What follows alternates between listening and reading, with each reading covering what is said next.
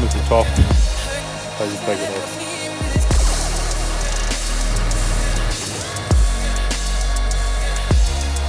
With built-in protection. Yes, exactly.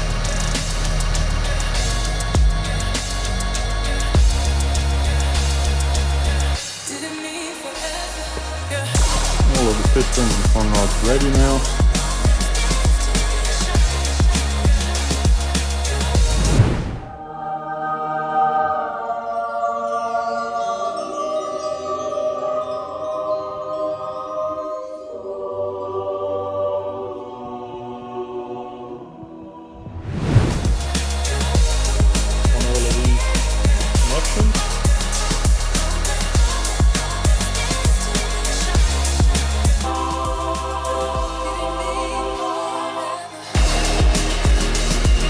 Just look out, make sure you're not pinching. Got the intercooler in and mounted.